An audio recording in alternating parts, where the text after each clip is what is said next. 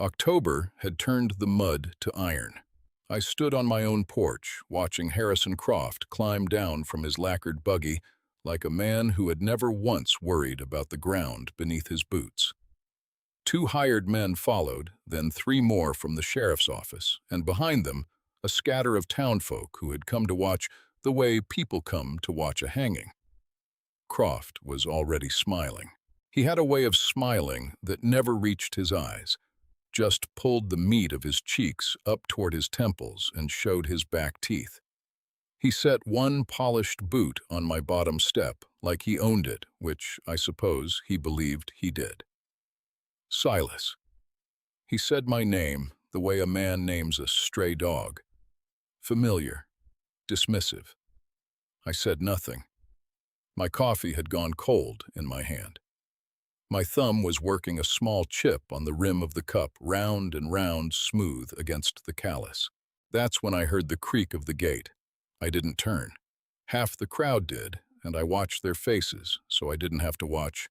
Him watched the amusement flicker first, then the contempt settle in like weather finding a valley.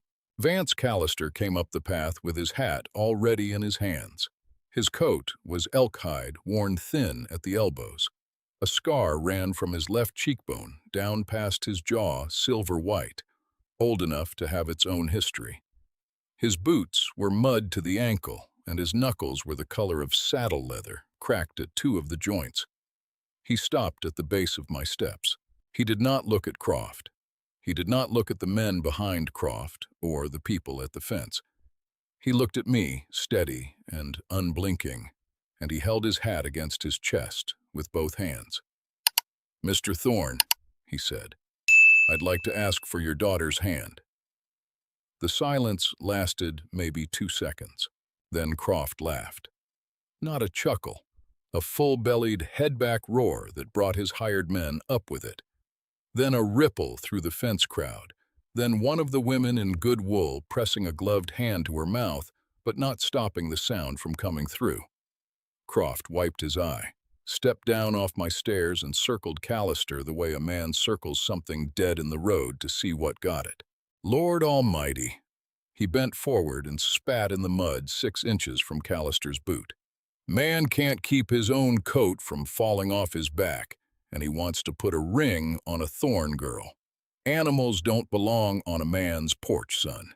They sure as hell don't get to touch a decent woman.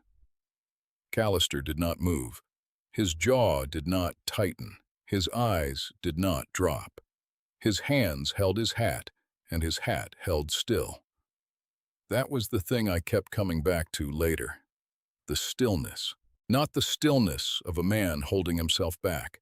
The stillness of a man who has stood in worse wind than this, and knows the storm does not require his fear to do its damage. I looked at his hands. I had shaken a lot of hands in 61 years. Merchants' hands, lawyers' hands, the soft grip of men who made their living with their mouths. Callister's hands were something else entirely, 2 instruments that had been used hard and put away wet and come back the next morning anyway. The crowd was still laughing. Croft turned to me with his arms spread wide, performing for the fence. "Well," he said, "tell the mongrel to get off your property, Silas, unless you've forgotten what your family name is worth." I looked at Vance Callister. He was still looking at me, waiting. The cold off the mountains had started coming down into the valley, and the sky to the north was the color of a bruise. I set my cold coffee on the rail. 3 weeks before Croft climbed out of his buggy, I didn't know Vance Callister's name. I knew his tracks. Elk hunter working alone, moving north into the high country before first light. I'd seen the sign twice near my fence line. Careful, wide-spaced steps, a man who knew how to carry his weight on frozen ground without announcing himself. I hadn't thought much of it.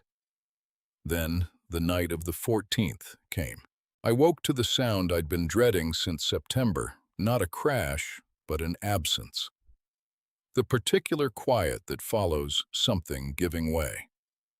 I pulled on my boots and took the lantern out back, and found what Croft's men had left 30 feet of fence line knocked flat, every post pulled, and the wire rolled up and taken, and my daughter standing at the edge of the damage with a lantern of her own. Maeve didn't say anything when she saw me. She held her light out over the gap, and her jaw was set the way her mother's used to get. Not fury, something colder and more permanent than fury. The cattle were already drifting through. We had maybe 2 hours before they scattered too far to gather in the dark. The temperature was dropping, and the sky had that flat, pressed-down look that comes before heavy snow. I started toward the barn for wire, and Maeve was already ahead of me. That's when the stranger stepped out of the dark, past the tree line. He stopped when he saw us. We stopped when we saw him. He had a rifle across his back and a dead coyote over one shoulder, and he looked at the flattened fence, then at Maeve, then at the pliers in her hand. He set the coyote down in the snow. He unslung his rifle and leaned it against the nearest standing post. He looked at me. "Got a spare hammer," he said. That was all he said. I studied him for a moment, the scar, the coat, the way he stood without shifting his weight like a man comfortable in the cold. Then I went to the barn and came back with 2 hammers and a box of staples, and we went to work. No introductions, no questions about who had done it or why. Maeve pulled wire and Callister drove posts, and I followed behind, setting staples, and the snow came down around us in big, wet flakes that soaked through wool in under an hour. I watched him work. He did not work like a man doing a favor. He worked like a man doing his own fence. Efficient, no wasted motion driving posts straight the first time without checking them twice. When a post cracked at the base, he tossed it aside without a word and pulled a replacement from the pile like he'd known the pile was there. Around the second hour, Maeve's hands gave out. Not all at once. I saw her switch the pliers to her left hand, then back. Then she gripped the wire between her palms instead of her fingers. Her hands in the lantern light were the color of raw meat, and when she pulled the wire, it left a thin red line across her palm that the cold filled in slowly. Callister saw it too. He didn't say anything. He moved to her side and took the wire from her. Not gentle, not rough. The way you take a tool from someone who needs a rest without making a performance of it, and he kept going. She watched him for a moment. Then she picked up the staple box and held it at his level so he didn't have to reach down. They did not speak. They did not look at each other more than the work required. But something happened in that silence that I have seen very few times in 61 years. 2 people finding the same rhythm without negotiating it the way water finds the same level on both sides of a wall. By the time the last post was in the snow was past our ankles. Callister picked up his rifle and his coyote and walked back into the dark without asking for a name or leaving one. Maeve stood at the finished fence with her bleeding hands at her sides and watched the tree line long after he was gone. I didn't ask her what she was thinking. Some things a father knows better than to interrupt. But I remembered that look standing on my porch 3 weeks later when a man with a scar and a cracked brim hat asked me for her hand. I had already seen what he was made of.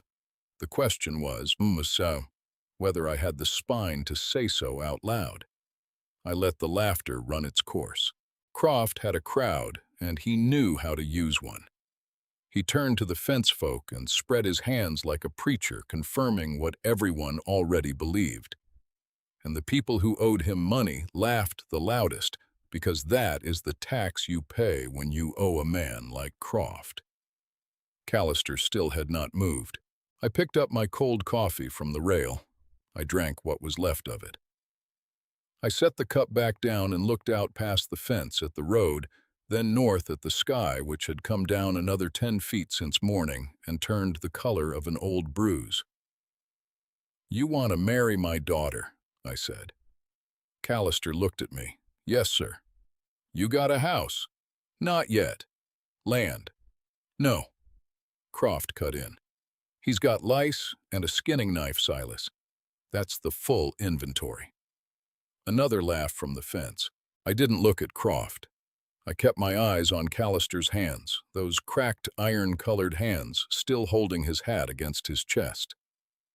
"I know sorrow's crest," I said. The laughing stopped faster than I expected. Even Croft went quiet. Every man in Oakhaven knew the name. The high ridge north of the valley above the timberline where the wind came off the peaks without anything to slow it. 3 ranchers had tried to winter cattle up there in the last 20 years. None of the cattle had come down in spring.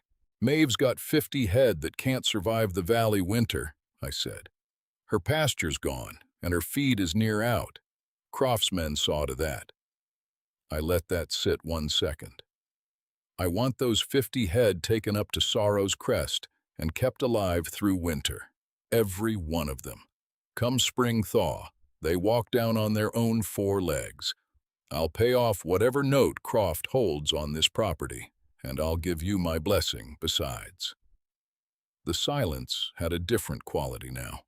Croft recovered first. He stepped forward, and for a moment something moved behind his eyes that wasn't amusement. "You're sending this animal up to die on a frozen rock," he said, quieter now, talking to me directly. "You know that."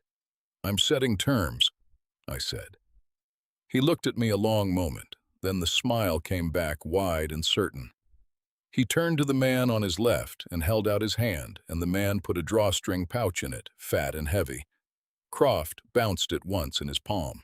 "10 gold eagles says your trapper freezes solid before February's out." He dropped the pouch back in his man's hand. "I'll hold that bet with the sheriff as witness." The sheriff, to his credit, looked at his boots. I said nothing. I looked at Callister. Callister had been watching me the whole time. Not Croft, not the crowd, not the pouch of coin. Me. His hat was still in his hands. His face had the same quality as the fence line that morning 3 weeks ago, functional, prepared, waiting for the work to start. "Terms are fair," he said. He put his hat on. One motion, no adjustment, settled exactly where it belonged. He turned toward his horse at the gate, a gray animal, short and heavy through the chest, mountain bred, and he stepped up into the saddle. He did not look back at the porch. He did not look at Croft. He pointed that gray horse north up the road and touched his heels to its flanks and rode at an easy walk toward the dark front of the coming storm. I watched him until the road curved and the willows took him. Behind me, Croft was already talking something about arrangements, about the deed, about how this would all be settled by February, and wasn't that a relief for everyone? His voice had gone back to its social register, warm and carrying, performing for the fence again. I did not turn around. 50 head of cattle. Sorrow's Crest. The worst winter in a decade, building itself up behind those clouds like a wall. And my daughter was not in the house. I had checked before I came outside. The kitchen was cold. The back door was unlatched. I gripped the porch rail and said nothing and let Croft talk. February came like a debt collector, not gradual, not polite. It came overnight, and it came with everything it had, whined off the northern peaks that drove snow horizontal, that packed itself into the gaps between logs, that buried the tree line up to the first branches and kept going. The valley folk latched their shutters and fed their fires double and waited. Up on Sorrow's Crest, there was no waiting.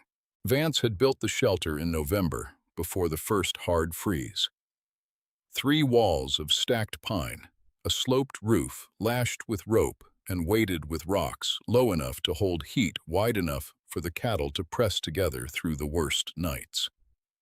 He had learned in his first week that the ridge split the wind at a particular angle, sent the worst of it sliding east past a granite outcrop, and he had built inside that angle with the precision of a man who understood that one wrong foot of placement meant death. He had run out of feeling in his left hand sometime around the 3rd week of January. Not numbness. He knew numbness. This was something past it, a heavy absence, like the hand had decided to stop participating. He kept it moving anyway. Kept splitting wood with it, kept running rope with it, kept checking the cattle with it in the dark hours before dawn, when the temperature dropped its lowest and the animals pressed together and breathed fog into the black air. The rope was what saved them that first month. He had strung lines between the shelter posts and the water trough and the woodpile so he could move in the dark and in the whiteout without losing direction.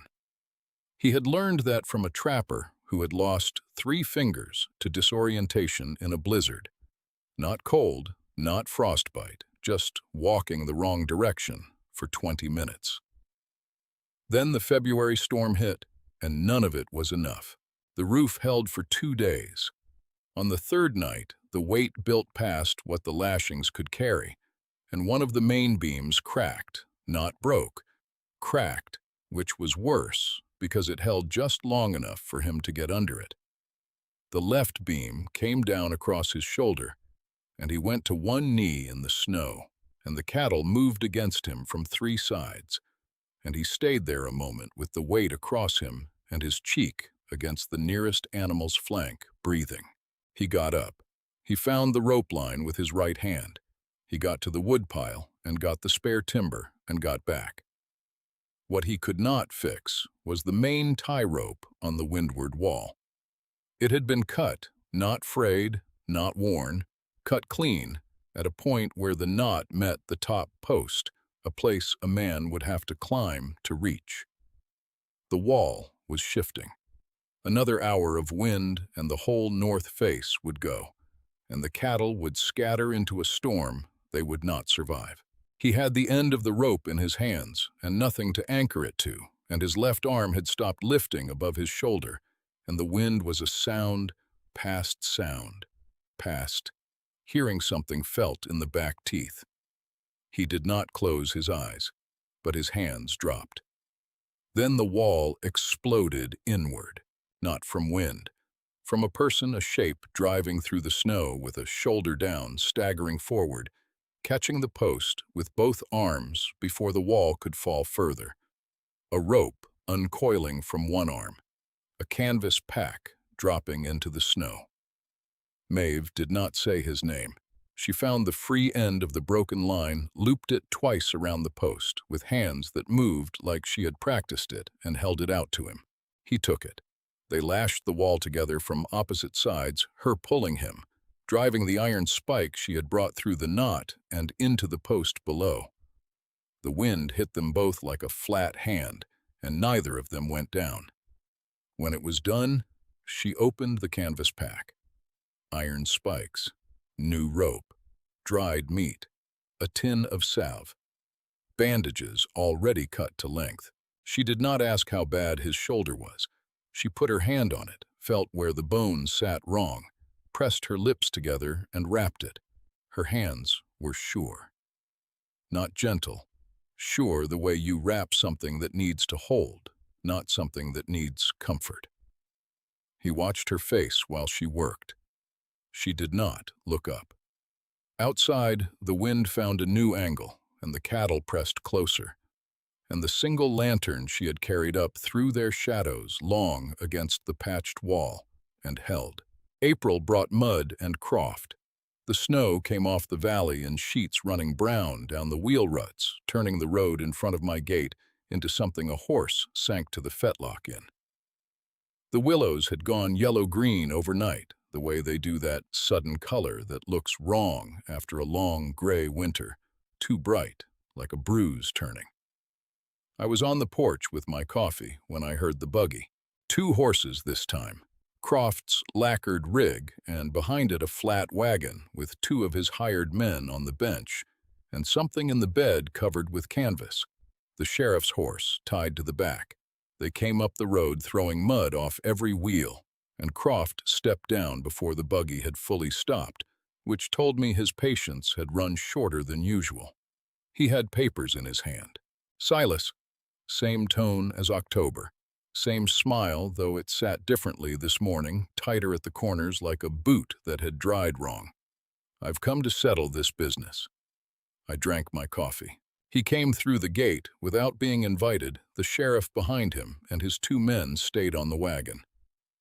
Up close, I could see the paper in his hand was the deed to Maeve's property, already drawn up with new lines of text added at the bottom.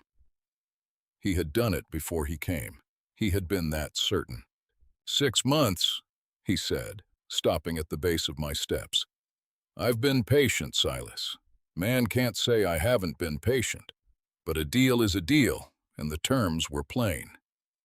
He squared the paper against his palm. 50 head alive off sorrow's crest. Not one man in this county believed it possible, and I believe it less now than I did in October. That right, I said. Your daughter went up there in February. He shook his head, performing sorrow badly. That's on you. A father who sends his only child into a blizzard to die beside a worthless drifter. He paused to let the fence folk take that in. There were 6 of them today gathered at the gate the way people gather when word gets around. Well, a man answers for his choices. He held the deed out toward me. I did not move. Those men of yours, I said. The ones who cut the rope on the shelter wall up at the crest. Something crossed his face. Quick, and then gone. I don't know what you're talking about, he said. No, I said. I don't expect you do. He took 1 step up onto my bottom stair. Sign the deed, Silas. The girl is gone. The drifter is gone. The cattle are gone. It's finished, and you know it. And standing here with your coffee pretending otherwise is just an old man's pride. And pride doesn't pay what you owe me. The sheriff looked at the mud. Croft turned back to his hired men and made a gesture, come on up, and the one on the left reached back and lifted the canvas on the wagon bed and pulled out 2 burlap sacks, empty, folded flat. Brought them to the gate. For bones. For remains. He had brought sacks for remains. I looked at those sacks a long moment. The burlap was new. He had purchased it new. He had stood in a store and bought clean sacks and folded them and put them in his wagon and driven out here in the April mud, and he had done all of that already, knowing what he intended to say and how he intended to say it. My coffee had gone cold again. I set the cup on the rail. I stepped to the edge of the porch, to the top stair, and I looked out past Croft and past his men and past the fence folk, and I fixed my eyes on the trail mouth at the north end of the road, where the pine trees stood black against the white sky and the morning mist was still thick between the trunks. I did not point. I did not smile. I just looked, and I waited for Croft to hear what I was already hearing. The sound coming down through the mist, low and steady and alive. The sound of hooves on wet ground, more hooves than 2 horses make, far more. They came out of the mist the way morning comes slow at first, then all at once. Vance rode point on the gray horse, Maeve beside him on her roan, and behind them the cattle filled the road from ditch to ditch, a dark moving mass that breathed fog into the cold April air. 50 head. Every one of them on their own legs, moving easy, unhurried, the way animals move when they are not afraid. And behind the cattle calves, 11 of them, maybe 12, small and leggy, and pressing close to their mothers born up on that ridge through the worst winter in a decade alive. Croft turned from the trail to me and back to the trail. His mouth opened and nothing came out. The fence folk had gone completely still. Vance and Maeve rode through the gate at a walk, and the cattle followed, filling the yard, their breath and their smell and the soft knock of their hooves, replacing every sound Croft had made. Maeve swung down from her saddle before the roan had fully stopped. She was lean and weathered, and her coat was patched at both elbows with a different leather rough work done by hand in bad light. She walked to the porch and stood beside me without looking at Croft at all. Vance stayed mounted. He looked down at Croft from the saddle the way a man looks at a post he is deciding whether to pull. Croft found his voice. How? It came out wrong, not a question, just the words stripped of everything he'd practiced on the drive out here. He looked at the calves, and something moved in his face that he could not arrange back into contempt fast enough. You had nothing up there. You had a skinning knife and a broken-down shelter and 50 animals that should have died in November. How did you have the tools? He didn't bring them, I said. Croft turned to me. I took my time. I picked up my cold coffee, remembered it was cold, set it back down. Maeve did, I said. Started 3 weeks before the first snow. Packed mule loads up the back trail. Lumber rope, iron spikes, grain, dried meat. Medicine. Everything a man would need to keep 50 cattle alive through a hard winter on an exposed ridge. Cached it in the granite cut above the shelter site. I looked at my daughter. She drew the plans herself. Calculated the weight, the trips, the timing. Every load up before the ground froze hard enough to make it impossible. The sheriff had taken a step back from Croft without appearing to notice he'd done it. You knew, Croft said. Quiet now. The performance was gone. You knew when you set the terms. I knew my daughter, I said. Figured the rest would follow. Croft's face had gone a color between gray and white, the color of old ash. He looked at the deed in his hand. He looked at the cattle in my yard. He looked at the calves. His mouth worked once. Then Vance reached into his saddlebag. He pulled out a sack, not burlap, heavy canvas, dark with use, and he swung down from the gray horse in one motion. His left arm still carried slightly wrong at the shoulder, and he walked to where Croft stood. He held the sack out at chest height and opened his fingers. It dropped. It hit the mud between Croft's polished boots with a weight that silenced the last of the fence folk. Gold coin, the price of every white wolf pelt he had taken on that ridge. Through the long, dark months, rare animals worth 3 times the common gray animals that only came down to the lower timber in hard winters, and that a man with a trapper's eye and 6 months of nothing but time could find and take cleanly. Enough to retire the note entire. Enough to leave Croft nothing to hold. Croft did not pick it up.